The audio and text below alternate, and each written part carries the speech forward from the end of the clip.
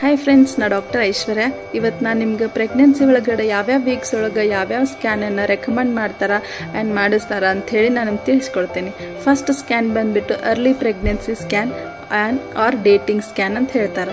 ಈ ಸ್ಕ್ಯಾನನ್ನು 8 ವೀಕ್ಸಿಂದ ಹಿಡಿದು 11 ವೀಕ್ಸ್ ಒಳಗೆ ಮಾಡಿಸ್ತಾರೆ. ಈ ಸ್ಕ್ಯಾನಿಂದ ನಮ್ಗೆ ಡ್ಯೂ ಡೇಟ್ ಆಫ್ ಪ್ರೆಗ್ನೆನ್ಸಿ ಗೊತ್ತಾಗ್ತೈತಿ. ನೆಕ್ಸ್ಟ್ ಸ್ಕ್ಯಾನ್ ಬಂದುಬಿಟ್ಟು NT scan, nuchal translucency scan ಅಂತಾರೆ. ಈ ಸ್ಕ್ಯಾನನ್ನು 11 ವೀಕ್ಸಿಂದ ಹಿಡಿದು 14 ವೀಕ್ಸ್ ಒಳಗೆ ಮಾಡ್ತಾರೆ. ಈ ಸ್ಕ್ಯಾನ್ ಒಳಗಿಂದ ನಮ್ಗೆ ಎನಿ ಕ್ರೋಮೋಸೋಮಲ್ ಅಬ್ನಾರ್ಮಲಿಟಿ ಗೊತ್ತಾಗ್ತೈತಿ. ನೆಕ್ಸ್ಟ್ ಸ್ಕ್ಯಾನ್ ಬಂದುಬಿಟ್ಟು ಅರ್ಲಿ ಎನಾಮಲಿ ಸ್ಕ್ಯಾನ್. ಇದನ್ನು 14 ವೀಕ್ಸಿಂದ ಹಿಡಿದು 18 ವೀಕ್ಸ್ ಒಳಗೆ ಮಾಡ್ತಾರೆ. ಈ ಸ್ಕ್ಯಾನಿಂದ ನಮ್ಗೆ early any anomalies of the babies ಇದ್ರೆ ತಿಳಿತೈತಿ. ನೆಕ್ಸ್ಟ್ ಸ್ಕ್ಯಾನ್ ಬಂದುಬಿಟ್ಟು ಫೀಟಲ್ ಅನಾಮಲಿ ಸ್ಕ್ಯಾನ್. ಈ ಸ್ಕ್ಯಾನನ್ನು 18 ವೀಕ್ಸಿಂದ ಹಿಡಿದು 22 ವೀಕ್ಸ್ ಒಳಗೆ ಮಾಡ್ತಾರೆ. ಈ ಸ್ಕ್ಯಾನಿಂದ ನಮ್ಗೆ baby birth defect, development of the baby, size and location of the ಪ್ಲೆಸೆಂಟಾನು ಗೊತ್ತಾಗ್ತೈತಿ. ನೆಕ್ಸ್ಟ್ ಸ್ಕ್ಯಾನ್ ಬಂದು 3rd ಟ್ರೈಮಿಸ್ಟರ್ ಒಳಗೆ ಮಾಡ್ತಾರೆ, 30th ವೀಕಿಗೆ.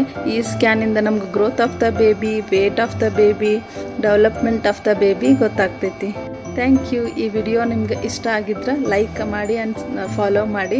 ನೆಕ್ಸ್ಟ್ ವಿಡಿಯೋ ಒಳಗೆ ಸಿಗೋಣ. ಬಾಯ್ ಬಾಯ್.